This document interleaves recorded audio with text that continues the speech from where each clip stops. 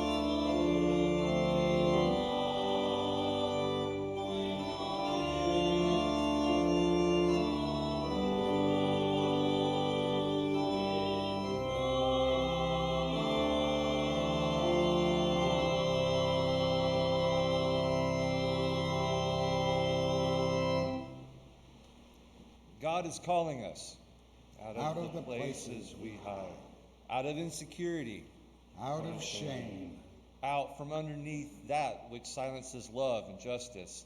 Come out, people of God.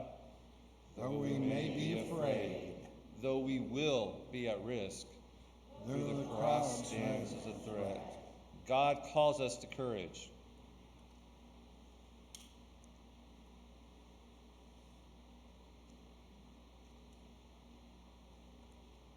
The light centers us. It is the blending of the memory of saints and dear ones. This illumination reminds us that our questions, our creativity, our imagination will guide us as we strive to live as followers of the ways of Jesus. Our God is a God of resurrection, of new life after devastation, of hope in the grip of despair. And so we dare to proclaim with pride and faith our truths. We believe in the power of love. We believe in solidarity with the suffering. We believe we are each valuable. We believe that our togetherness is transformative. The world is longing for holy truths that reveal, voices that speak real words of hope. Come out, people of God.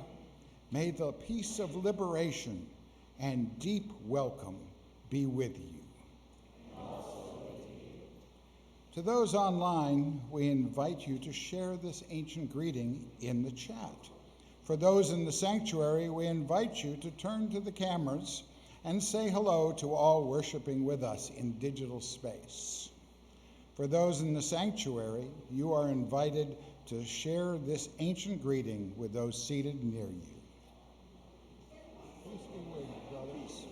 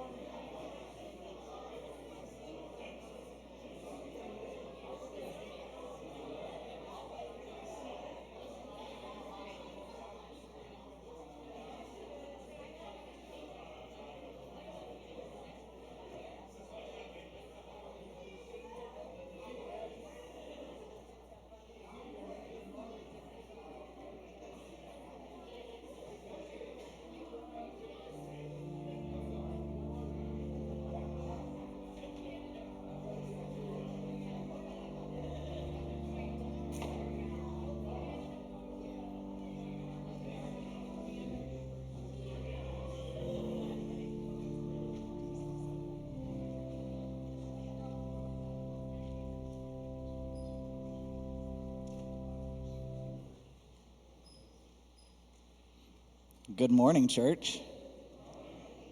My name is Ashley Quinn. My pronouns are he, him, his, and I'm serving as the Sabbatical pastor for the summer here, which we are now into our third month of, so we are on the tail end of that. So thank you, all of you who are here this morning, whether this is your first time or your 500th time, or something more than that. We are glad that you are here with us this morning.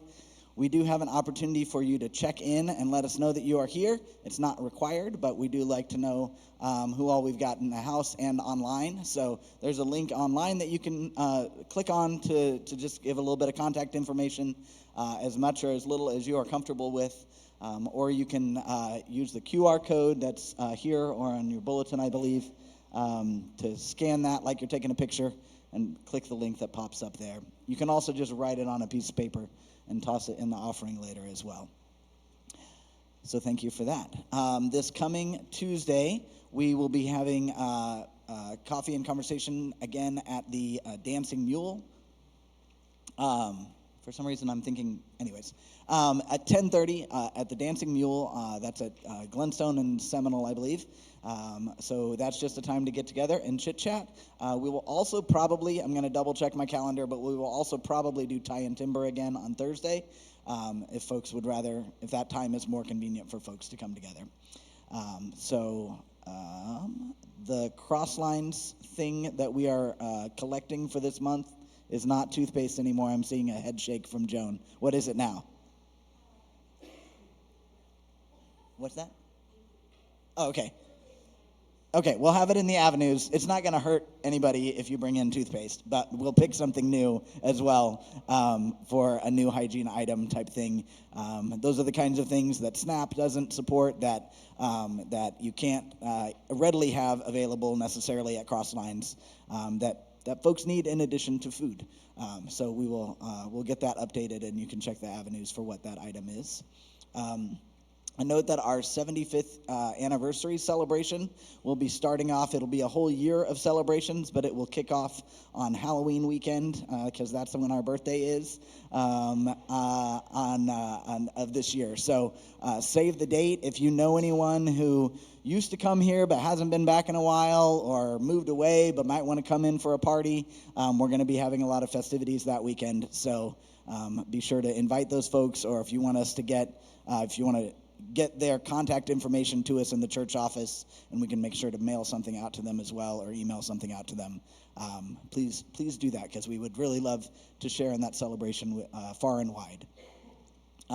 Coming up this next weekend, a group called with Empower Missouri, which is an organization I used to work with that used to have an office in the church, along with STUN, which is Springfield Tenants Unite, is working on tenants' rights in Springfield. And so they have a free workshop about a right to counsel idea for tenants to be able to have representation when they are in legal proceedings with landlords who usually have more power and lawyers and things like that, and those kinds of says. Not always, but sometimes. So that's coming up this next weekend, if you know anyone who would like to participate in that. Allie Henney is an author and many other things, but she's recently written a book called I Won't Shut Up, and that is, she's been doing different events as part of a book tour, sort of. She used to live in Springfield, and she worked with some of the other area disciples churches in the area. So she had, they did a live podcast taping on Friday night, so you could listen to the podcast if you'd like. They did some other events yesterday, and then there's some things going on today as well. So Brentwood Christian Church has shared the full lineup list of what, and I think I've shared that in our group. So if you're looking to connect with Allie Henney, or if you'd like to read her book, there's information about that there. We do have a Justice Collaborative meeting today after service. And this morning, we have a special guest with us, who is Lou Hood from the Glow Center, the executive director there. And the picture on the front of your bulletins is a picture from when early on of my knowing Lou, when Lou was, did you say you were 14 when that was happening? We were in the House of Representatives in our state local legislature, that we were speaking with Representative Elijah Har about a legislation that the House was trying to pass that would have discriminated against same-sex couples. Was the legislation that was on the table at the time. And Lou, at the mighty age of 14, stepped up and told Elijah Har what was what. And that was a really amazing experience to be in the room for. And I think you will be lucky to get to hear more from Lou and what the work that the Glow Center is doing today when we get to that. And we will also be joined by Michelle Creed, our own Michelle Creed, whose kiddo and family likes to partake and participate in Glow Center events. So we'll hear some of that. And then Matt is gonna, at the offering moment, is gonna tell us a little bit about some of the work that he's been helping out with, that our church does there once a month, doing a meal at the youth group. So all kinds of fun Glow things today. Full disclosure, I used to work for Glow, so there's that too. Okay, that was the end of that. We are too, I just was going to mention Candy and I and Peter and Michelle and Jen's dad and Jen's kids all went to General Assembly last week, and so we will do a little bit of a recap of that as part of our communion meditation today. So without further ado, we're going to hear a kind of different version, kind of a script-like reading of our scripture this morning from Matt and Steve. Thank you.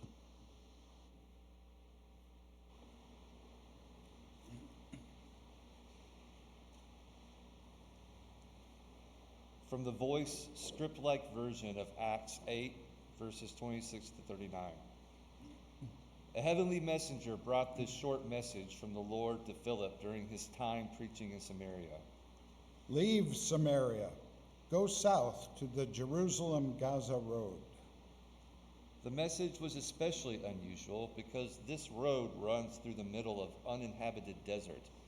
But Philip got up, left the excitement of Samaria, and did as he was told to do. Along this road, Philip saw a chariot in the distance. In the chariot was a dignitary from Ethiopia, the treasurer for the queen Candace, an African man who had been castrated. He had just gone north to Jerusalem to worship at the Jewish temple, and he was now heading southwest on his way home. He was seated in the chariot and was reading aloud from the scroll of the prophet Isaiah. Philip received another prompting from the Holy Spirit. Go over to the chariot and climb on board. So he started running until he was even with the chariot. Philip heard the Ethiopian reading aloud and recognized the words from the prophet Isaiah. Do you understand the meaning of what you're reading? How can I understand it unless I have a mentor? Then he invited Philip to sit in the chariot.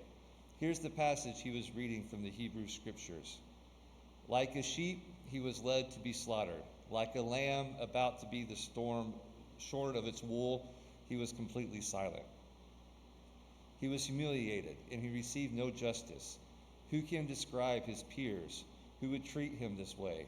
For they snuffed out his life. The Ethiopian said, here's my first question. Is the prophet describing his own situation, or is he describing someone else's calamity? That began a conversation in which Philip used the passage to explain the good news of Jesus. Eventually, the chariot passed a body of water beside the road. The Ethiopian said, since there is water here, is there anything that might prevent me from being ceremonially washed through baptism and identified as a disciple of Jesus?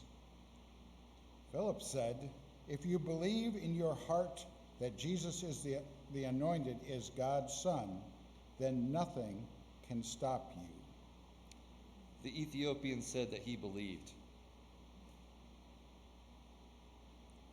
He commanded the chariot to stop the horses. Then Philip and the Ethiopian official walked together into the water. There Philip baptized him, initiating him as a fellow disciple.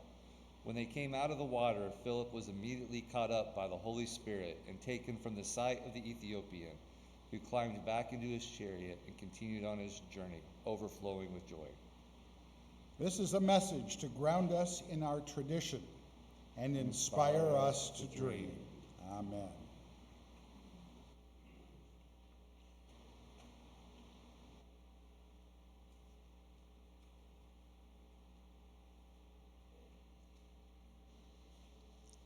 Please join me in the prayer of the community. Flaming Spirit of holiness, hear our cry, our scream, our wail. As we lay bloody and beaten, we are not yet broken, for you have formed us in the deep. And as deep calls to deep, so do you call us, your beautiful children. You have known us since first breath, and as we draw breath, let it be in pursuit of your call, to courageously be our most authentic selves, to love with reckless abandon, to truly live and not simply exist. Light our souls aflame for your justice, a justice that rolls like waters, a justice that was known in our ancestor, the Ethiopian eunuch, when they so rightly said, what is to keep me from being baptized here? Do not allow any to keep us from following your sacred call to be your people and agitate for that justice that you promise, a justice that was known to our queer elder Harvey Milk, who said, hope is never silent. So let us never be silent, Holy Spirit, for we know you are not quiet. Rather, you rip off rafters and force us from our closets. a justice that is known in each and every one of us, birthed in us, and celebrated through our queens, kings, and trans siblings. May each of us live so courageously, no matter where we are, for you call us to be the prophets, the sages who show the world what it can be. Be with us now as we learn, listen, and celebrate. In your sacred name, may we all say, yes, yes, and amen.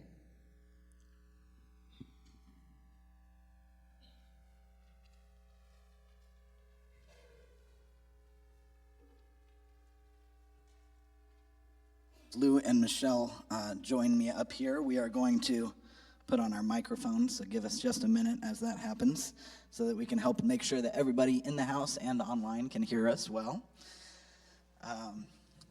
But a little bit of background on, like I said, I used to work for the Glow Center for a little bit simultaneously to when I was working here as justice coordinator when I first started. I've also worked volunteered as a facilitator with the youth group for a number of years, which was how I first met Lou. And now Lou is all grown up and is the executive director right now of the Glow Center. So this is an organization that our church has come alongside and supported for many years now, and for the last few years we've been doing a meal every fourth Tuesday of the month, which I said Matt will tell us a little bit more about later. But first, welcome. Hi. Hi. So let's see. Where do we want to start today? Why don't you tell us just a little bit, if no one had ever heard of the Glow Center, what the Glow Center is? Okay, so like the spiel that I give when people come in and they're like, what is this place? Is like, hi, welcome to the Glow Center. We were founded in 1996. We are the longest standing LGBT center in the region, excluding Chicago, so that's the 5-state region. We've been continually operational since 1996, and our youth program has too, which is one of our biggest feats that I think we've accomplished. We offer a lot of resources, so we have a library where people can check out books. We offer free emergency contraceptive, no questions asked. We have a representative from the health department there every Friday so that people can come in, get resources like that, and we do our best to provide a space for the community. We also host Pride, so we have events as well, so it's both like the support side, but the socializing side as well, and we try to do what we can otherwise too. Okay, thank you. And Michelle, how did you first hear about the Glow Center? Or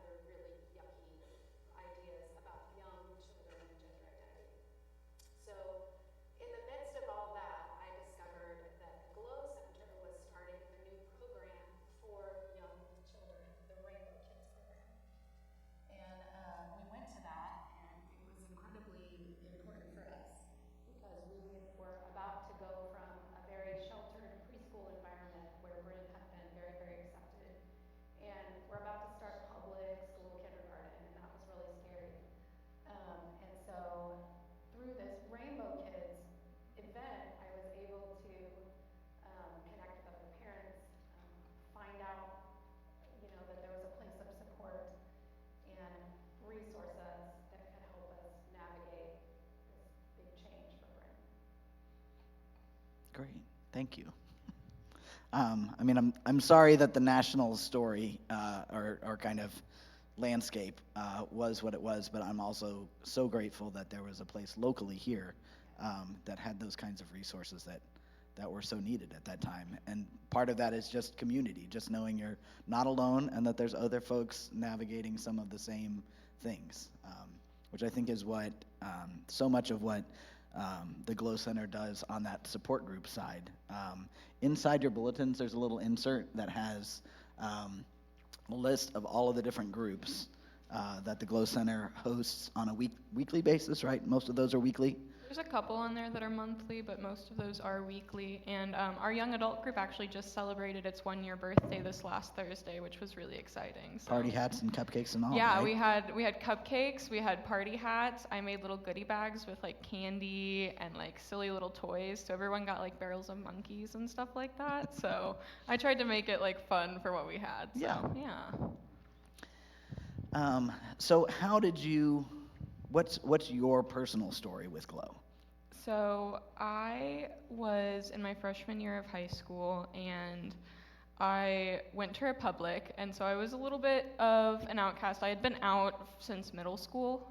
I started coming out to my friends in 6th grade, and I started coming out like to the rest of the grade in 7th, so I was one of the first kids to come out. And so most of the administration knew. And so one of the counselors came up to me and told me about like a therapy support group for LGBT kids here in Springfield. So I went once. I checked it out, and during that group, they mentioned the Glow Center, which I had never heard of. And I was like, oh, well, I'm not really looking for a support group, but you know what I am looking for? Somewhere to like get involved and to like learn that. So I went by Glow during like volunteer hours, and I met actually one of the facilitators for the youth group, who was just there during the day and like, you know, giving out information. And we talked for a little while, and then I started attending the youth group at 14, and I was there until I went off to college. So I was the president of the youth group for 2 years. I went to lobby days. I did like all the proms and stuff. I got to go to Black Tie on behalf of the youth group. It was really wonderful. Like the facilitators were honestly like kind of my parents, and I feel like we got into it in a way that you would expect for that as well. So yeah, it was a really good relationship. I didn't have a lot of support, not necessarily because I was queer, but just in general in my life, especially as a teen. And so Glow really was that for me growing up. Like, I think I am the successful adult I am today because of Glow in a lot of ways, especially for Jim House. If any of you knew him, he was a really wonderful man who was there and one of our founders. But yeah, no, I mean, it really, really set me up for success, and it made a lot of connections that helped me get scholarships for college, helped me figure out what I wanted to do with my career. And I mean, obviously I care about it because here I am now as the executive director. But yeah, so.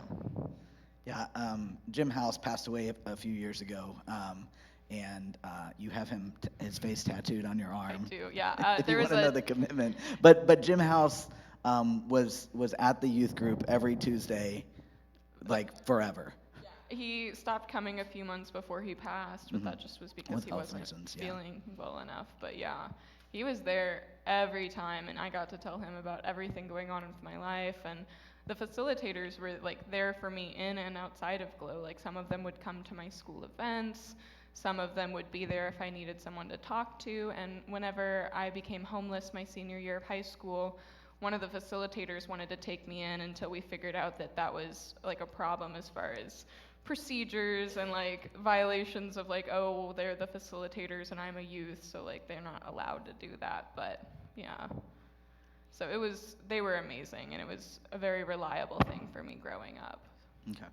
And those facilitators are all volunteers from the community, Yes. right? Yeah, we currently now have a youth coordinator, but that is a very new position. Whenever I was in the youth group, there was only a paid executive director for part of that time, but before that point, everyone on staff was a volunteer. So no one was getting paid, everyone was coming in, and they were dedicating their time to helping us and to being there for us and to being our family, which was really wonderful. So, yeah, go ahead, please. About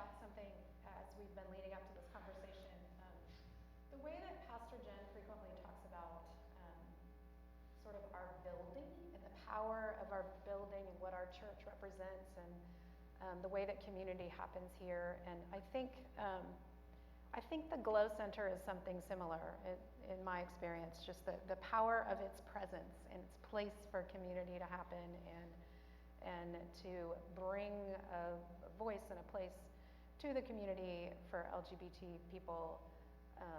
I think there's some similar connection there, and that the Glow Center is so important in filling that role. Yeah, I once had somebody, when I was working there, reach out through the Facebook Messenger, message the center. And they now lived in California, and they were in their mid-20s or something like that. And they just said they wanted us to know what it had meant for them as a teenager. They said they actually were, like, their anxiety or whatever, they never actually stepped foot inside Glow. They always wanted to go to the youth group, but they were kind of like just social anxiety about going to something like that. But just knowing that it was there. And also, they said that for a little bit, they thought that the Glow dry cleaners was where Glow was.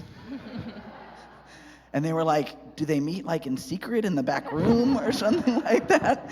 But then somebody set him right as far as where Glow's location was. And so he said he would just walk by the outside sometimes and see folks there, and just it did his soul good or whatever, just to know that it existed in the community. And it helped him go on days when it was sometimes hard to go on.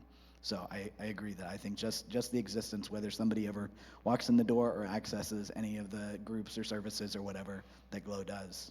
And also there are ways that Glow has connected out in the community, has done trainings out in the community to help educate businesses and nonprofits about LGBTQ inclusion. And like we said, Pride, a lot of people, they know Pride happens, they just don't know exactly necessarily where Pride comes from. And that's a big labor of a lot of volunteers at the Glow Center that makes that happen. Or sometimes a lot of labor of a very small group of volunteers that makes that happen. There was a couple of other things I think you mentioned that, like the indoor market, or some of the grants that you've gotten here recently. Do you want us to talk a little bit more about those?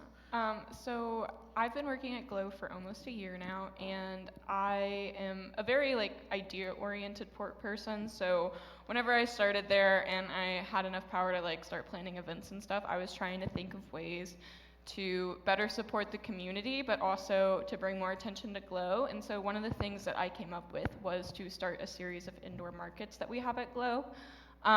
We haven't quite hit a point where they're monthly yet, but we've had 5 so far this year. And so basically how they work is we have vendors from the community come in, and these are people that might have never sold at an event like this before, or they might do them every weekend.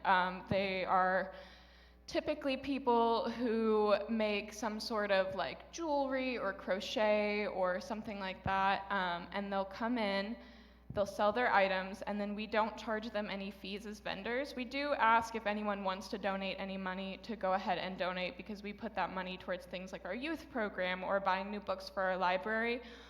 But if they aren't able to put any money towards anything, that's completely fine. We would much rather them go home and be able to make their rent. And I've had several vendors come in saying that they don't even have the gas money to get home.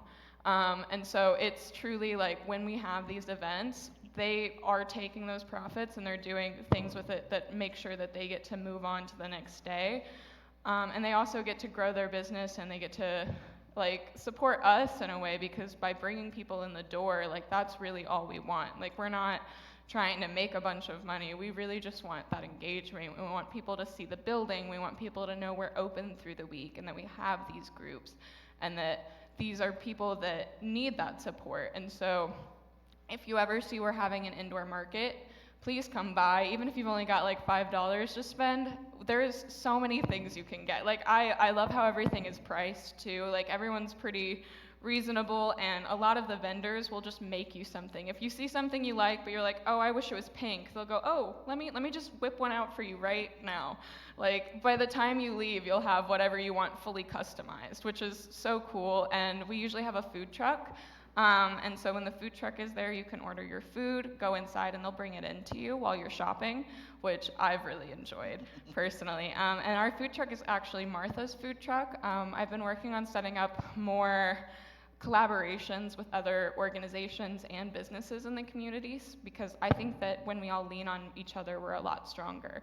And so, if anyone here in this room is a part of an organization or a business that would be interested in collaborating with GLOW in any capacity, whether that's we're in an event you want to be at an event we have, or something else like that, that's something we are super open to and excited about, because I know that that's what's going to make all of us stronger and give the community what it needs and give it the support that it needs. In a lot of ways, I think of GLOW kind of like a church. Like, we're the community aspect. Like, we don't have the religion, but I mean, a lot of people come to churches, I feel like these days, for that community, because they feel more alone, or they need those resources and they need those people to talk to. And that's what we try to do also, which is why, if we all come together, we can just do so much. I think it would be so exciting. So, yeah. Yeah. You you're hiring right now for interns, right? Yes. Okay. So if anyone's looking for an internship. Yeah, we have 4 paid interns this fall. 2 of them will be working directly with me, and then 2 of them will be working with our board committees. Everyone is going to get paid a $1,200 stipend upon completion of the internship. It is only 3 months, and they get midterms and finals off. We're expecting around a minimum of 10 hours a week, but if you have any questions or want more information, please let me know. But we really need some good people that want to do the work, so yeah. I love too that, GLOW is really responsive to the needs of the community. For a little while I was hearing, it wasn't super frequent, but every now and then someone would reach out and say, my kid is working on their gender identity, and I would love for them to have a place to go, but they're younger than the youth group age, and a bunch of teenagers, and my 8-year-old doesn't exactly sound like the best, and I was like, no, I hear you.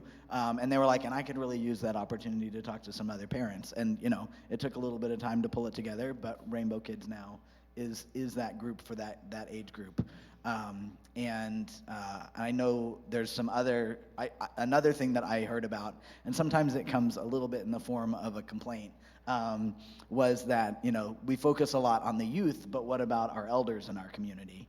So I think you were saying that that's something that you would love to see develop there as well. Yeah, so I was the one that started the young adult group last summer, actually. I started it right before I started working at GLOW. So we had the first year of our young adult group birthday, and then my employment birthday is coming up as well.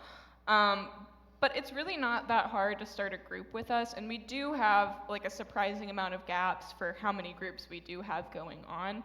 And something that I've seen a really big need for recently is having a group intended more for elder people in the community who might not have their partners anymore, or they might be looking for more friends or resources, or that same connection that the youth group really is looking for. And I've been trying to find someone who is interested in leading those efforts and me helping them along through it. So if any of you feel like you fit that description, or you know someone who does, I would love to get in touch with you and help you get that group started. It really won't be as hard as it feels. It feels very impossible. I know, because I sat on the young adult group idea for about a year before I actually got stuff going. But once I did, it was pretty easy, and now that I've developed the process, I can really walk you right through it. So please come talk to me afterward if you'd like, or I'm sure there's ways to get my email here, so yeah. Yeah, we can help anyone connect who might be interested in doing that.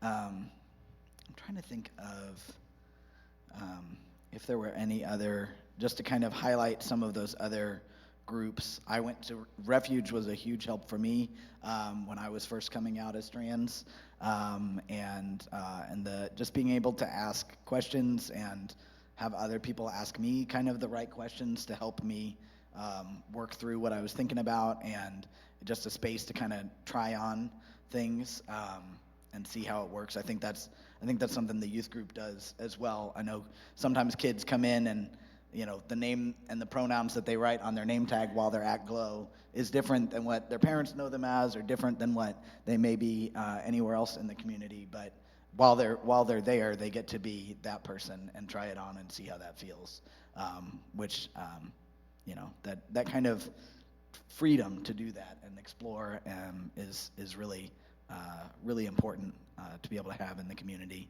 And I love that you started the young adult group, because I know it was one of the saddest things ever, basically, every time a youth would age out of the youth group, because it's like, well, then now what? Yeah. Like, I've had this big group of people that I could come together with for years now. So now what? Now we're just done, and we don't get to hang out anymore. So I'm really glad that you have started that group up. What's the band book club? So we recently started the band book club. There was a lot of book bannings happening at the local schools. Yeah.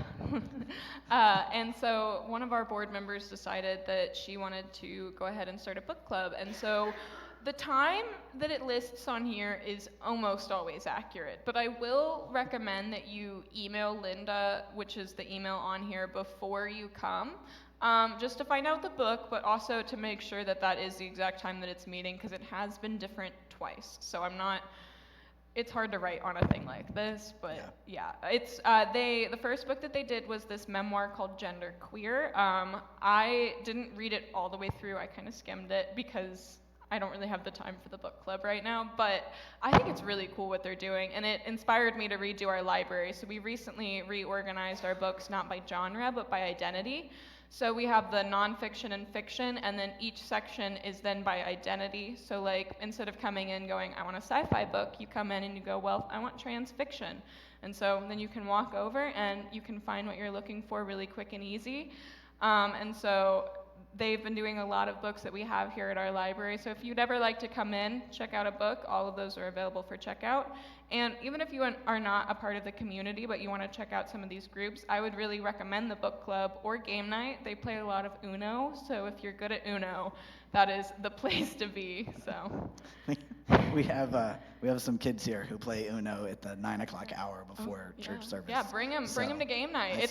Game night is an all ages event, so you really could bring the whole family and get some really competitive Uno in. So Okay. yeah. Good to know. And just wanted to highlight too that there's both Narcotics Anonymous and Alcoholics Anonymous groups that meet there as well. So I know that that's something that sometimes within within the recovery community, being able to find a place that that I know that those communities are a lot about acceptance. Yes. But knowing that there's one that is specifically LGBTQ affirming group is a good space to have. And like you were saying, Michelle, just the space, just the building and that,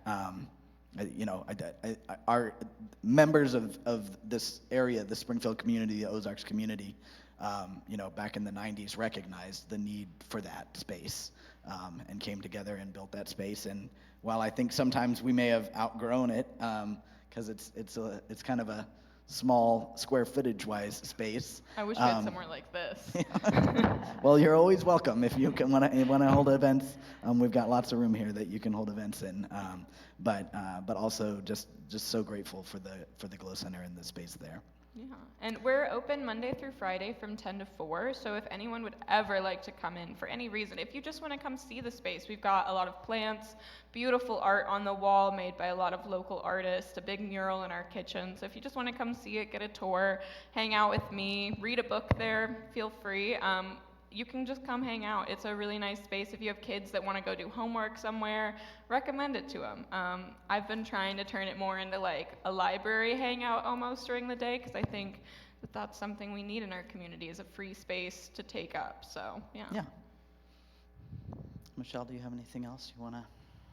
No, just that I've really appreciated the role that Glow has played in our life on our journey, and our church has been so important to us in how we can create community for Bryn, and the Glow Center has too. So Great. Thank you. I just want to say a note as we go into the song that comes next. Jake Wesley Rogers is a local musician who's not so much local anymore because he's kind of become a big deal. But the song that we're going to have, Jacob from the Bible, is one of Jake Wesley Rogers' songs, so we're going to do a version of that, and Lou turned me onto it, so I appreciate that. I hadn't heard it before, but I've listened to it like 18 times since you suggested No, it. So it's basically queer gospel. Like Yes. there's no other way to describe it. yeah. So we will enjoy that. Thank you so much for coming and spending some time with us Yeah, today. of course, thank you. Oh, yes. So, where is the Glow Center located? That's an excellent question. Thank you, Joan. We are at 518 East Commercial Street, so we're right next to Askinosie Chocolate, like down by the roundabout on Commercial. We've got a big parking lot right next to us, so you can park in our parking lot, you can park on the street. Yeah, it's right over there. Thank you, Joan.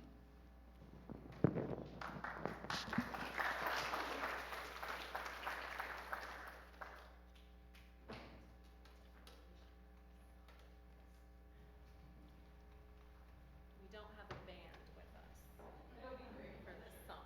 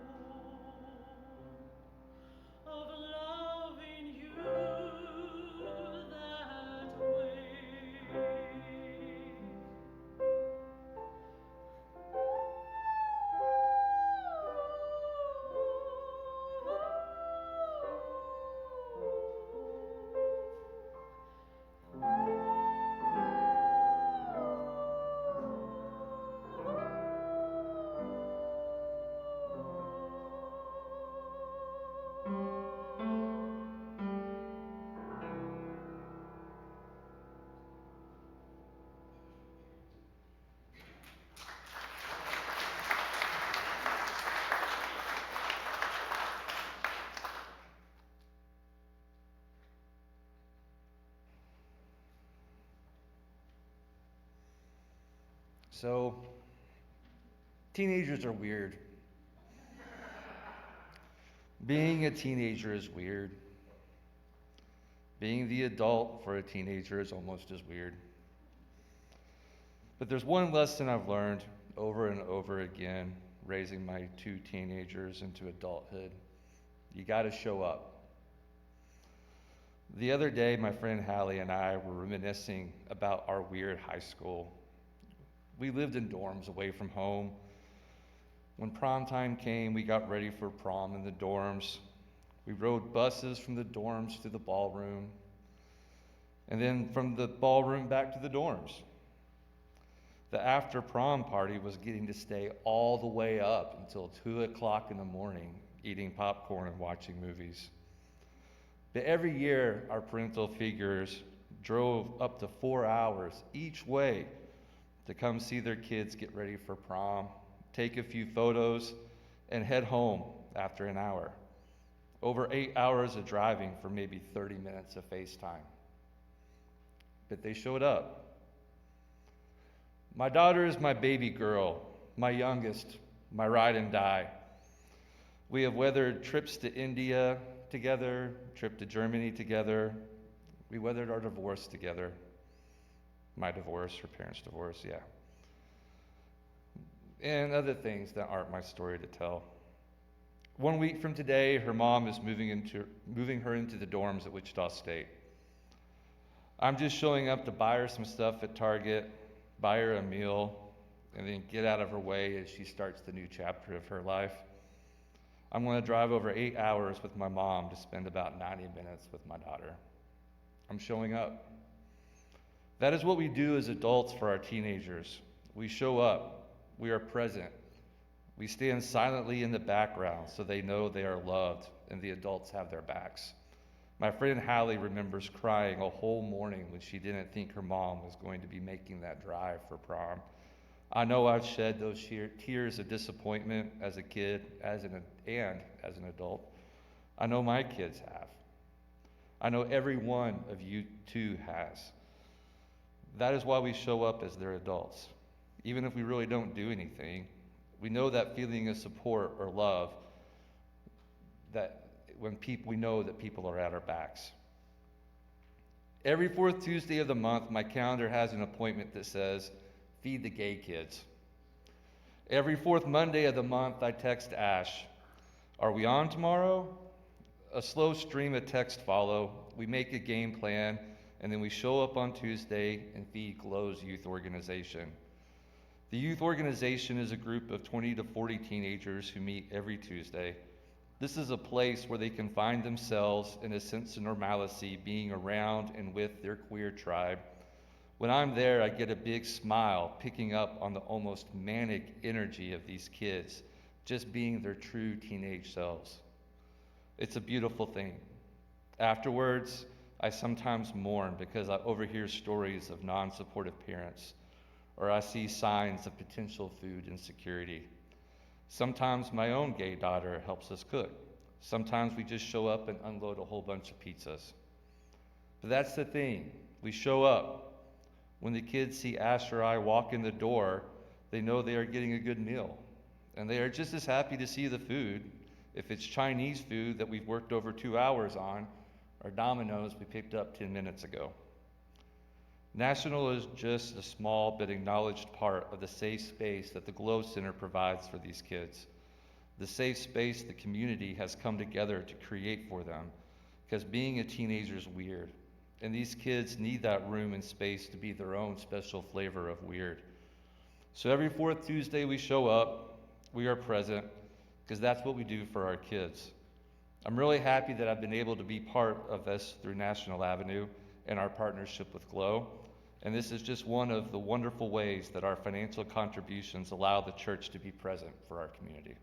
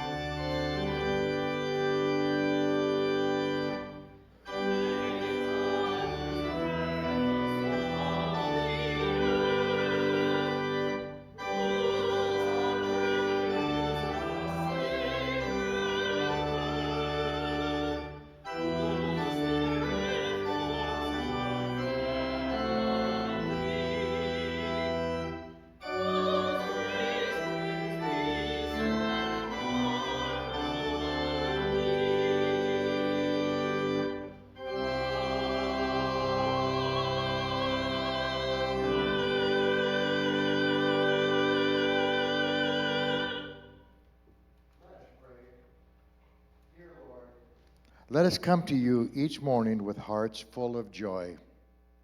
For you are Most High God, and everything we have comes from you. Bless us that we might bless others.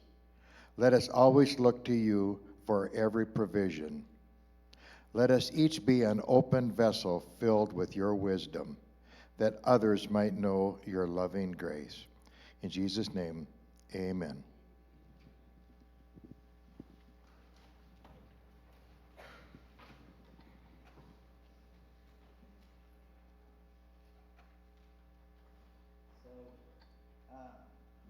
Am I on? Is it working? Okay. So, like I said, we were at General Assembly last week, and this was my first one. So I didn't really know what to expect. It turns out you're supposed to sign up for meals or something, and I didn't do that, so that was fine. I got fed. But there were so many things going on and so many opportunities to engage in. We could all kind of do different things and learn different things. Candy joined the choir while we were there. So there were all kinds of opportunities. On the flip side of the little insert that has the information about GLOW is a list of all of the business items that came up during the business sessions of General Assembly. So because of the structure of our church, we're a grassroots, bottom-up kind of structure of church, fairly democratic. So the people in the room vote on each of these different things. There's a general board that reads through them in detail and considers them and studies them and makes sure that the resolutions brought are, what wants to be presented. But then the whole body of all of these representatives, there were, I think, close to 3,000 people registered for General Assembly this year, come together and actually vote on some of these things. Now, because of COVID, a couple of these things were kind of like, we already did the thing, but now we need to vote on it because we just had to go ahead and do the thing during COVID. So that was a little bit of it. And then the things that say referred were things that will be referred to some kind of committee or task force, basically, for further study within our church. So I wanted to make a little bit of a note. One of those is one that was called Recognition of a Truth and Healing Council to honor our covenantal relationship with indigenous peoples and to discern ways of reparations for a path to reconciliation. So that's something that our church is going to be working on, and will probably bring back to the next General Assembly some recommendations of how we might be able to live into that and to do that better as a church, to try to repair some of the harm that our church has caused with our indigenous siblings. There were a couple of other kind of, they might seem like kind of nuts and bolts businessy things, but they actually have a fair amount of justice associated with them. One of them was, let me see if I can find what it was called. I think it was the dissolution of the Pastoral Commission to the Christian Church. There's a group, if it's not that one, it's probably kind of named something like that. But there's a group of Hispanic churches, it's called Obra Hispania, in the Disciples of Christ. And for a long time, they've had kind of a parent organization that was predominantly white, that was like checking up on them or overseeing the things that they did. They would hold their meetings and decide what they wanted to do, predominantly in Spanish, and then they'd hold another meeting in English with some white folks to make sure it was all okay.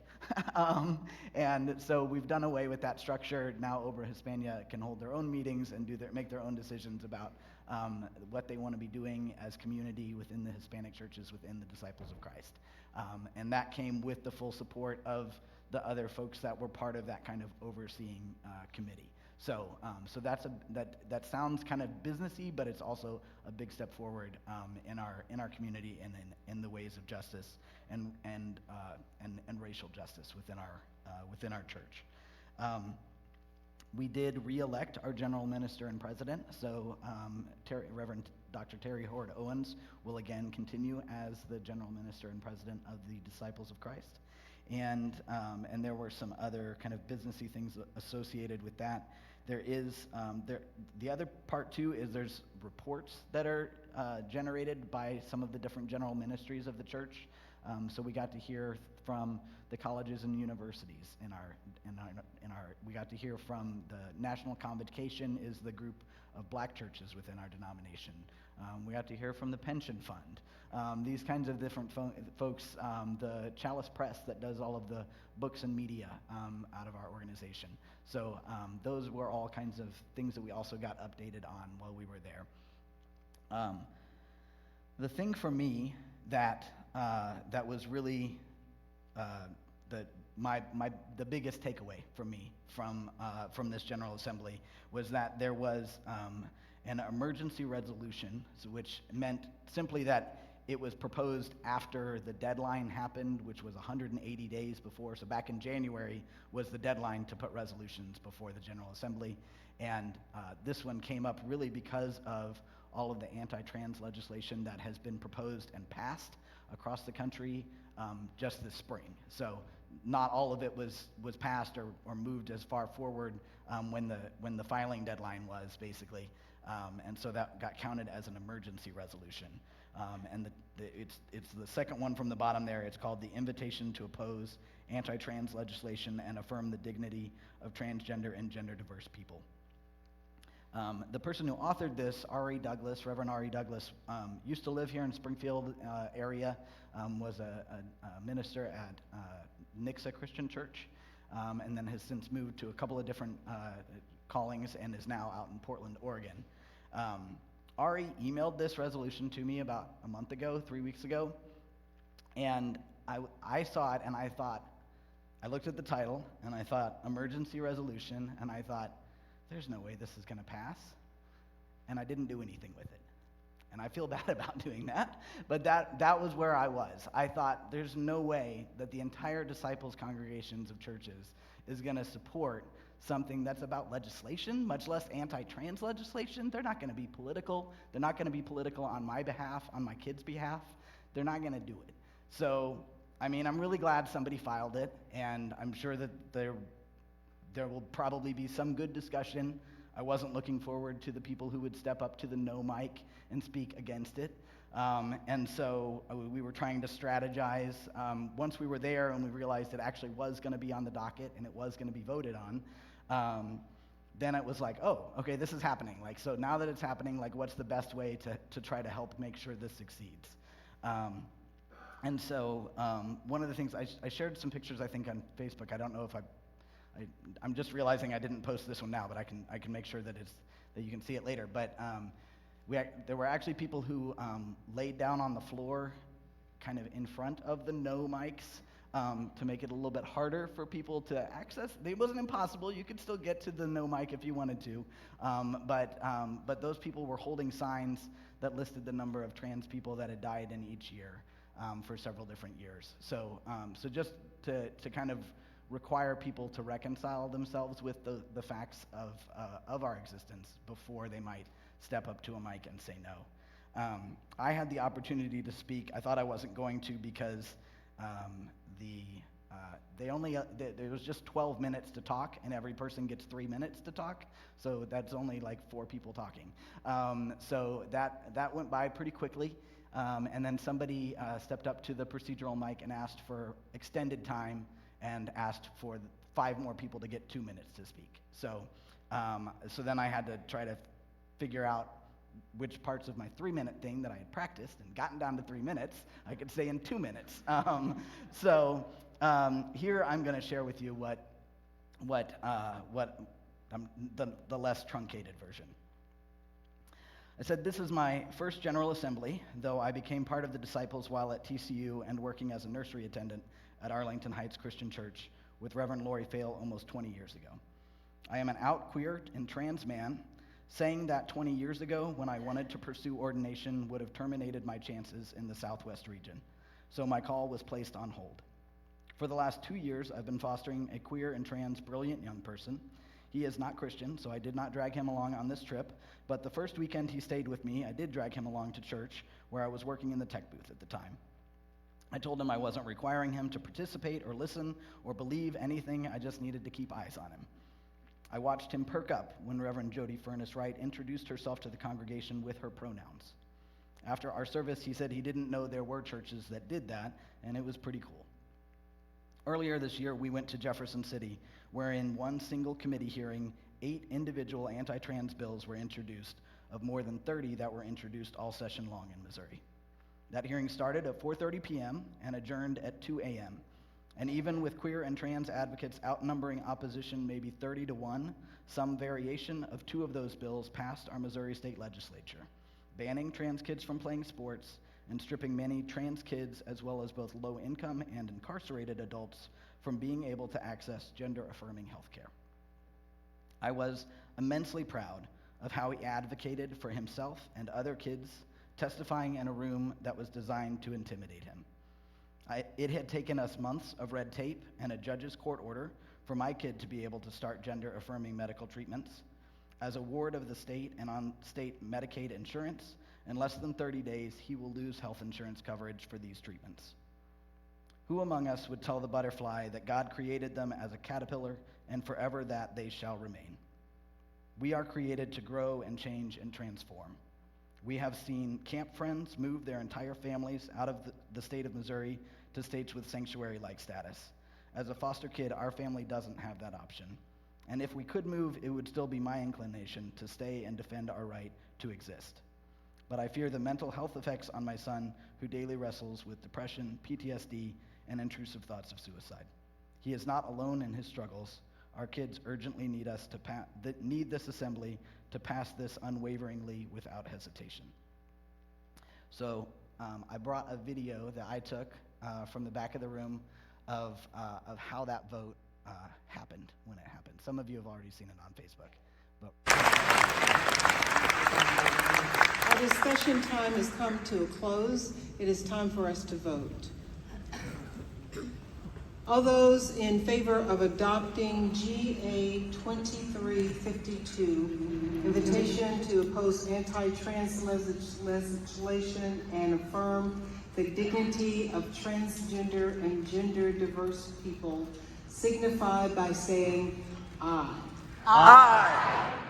All those opposed, no. The ayes have it.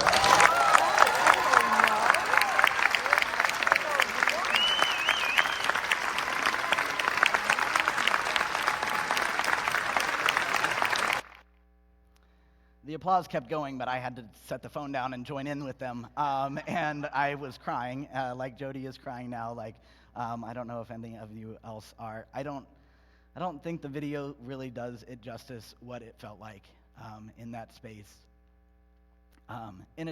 Like I said, in a church that 20 years ago wouldn't have let me come up for ordination, to hear not just that we are welcomed in the church, but that we are important enough to defend in the community against our governmental intrusions, that folks want to stand with us in that, and that there was not a single. I mean, one of the other things that we voted on earlier in the week was to oppose Christian nationalism.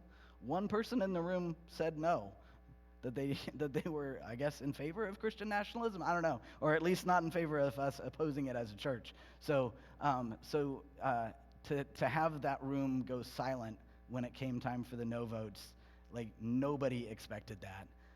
Nobody could have dreamed that, and the welcome that created was amazing. And I want everybody to feel that kind of welcome in their lives. So we are now going to, if the elders and Jody would join me at the table. The table is for us as disciples where we have the most invitation, the most welcome. Come on up, Carl. This is where we say everybody is welcome at this table, and so we will join Jody. Hoofda. That's a Minnesota expression. I want a story big enough to hold all our stories.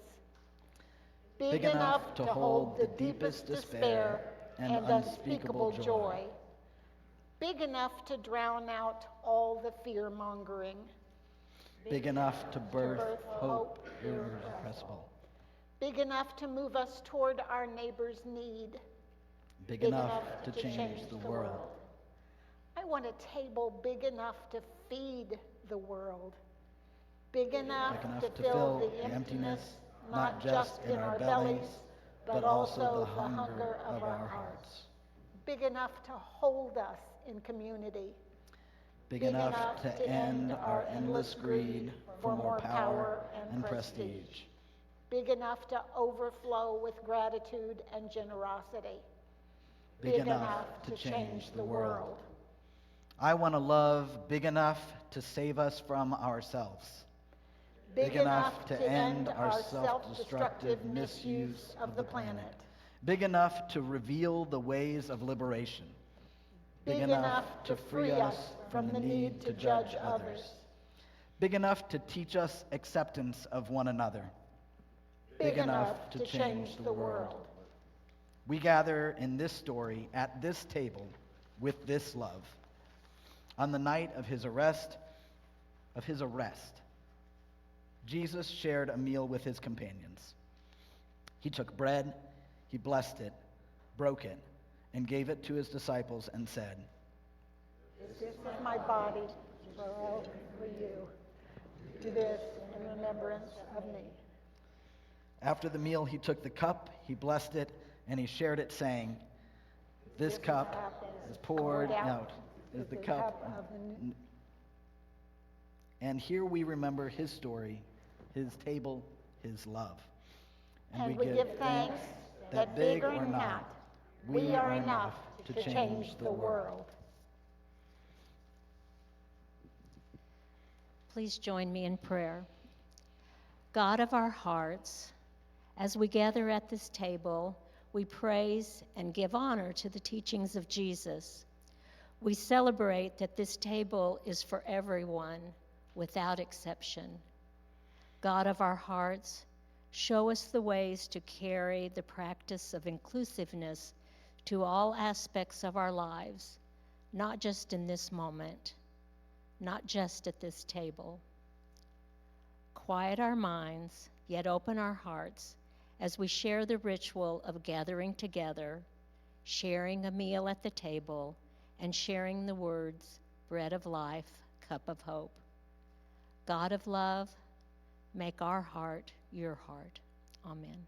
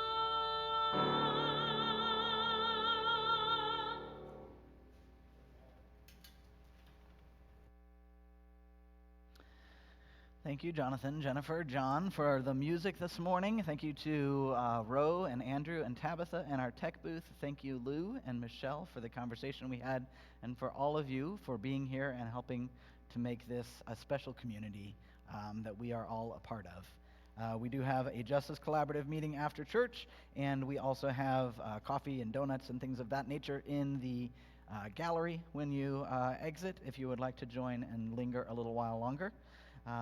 And the closing song today was also the closing song at General Assembly. So we will be singing "We Call Ourselves Disciples," number 357.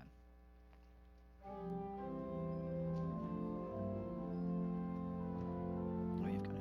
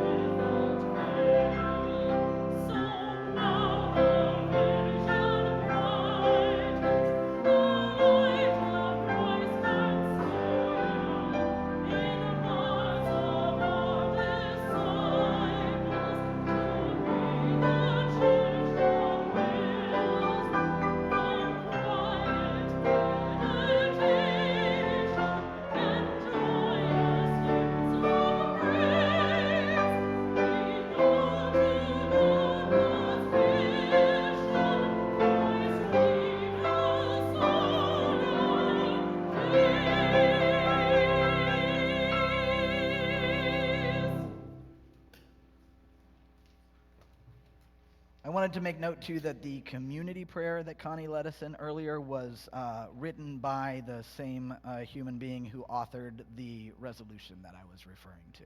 So, thank you to Ari for that. For our words for the journey. The gospel is indeed good news, and God's story brings the powerful down from their thrones and lifts up the lowly. And God's story is our story, and the story is still being written, and we are writing this story together.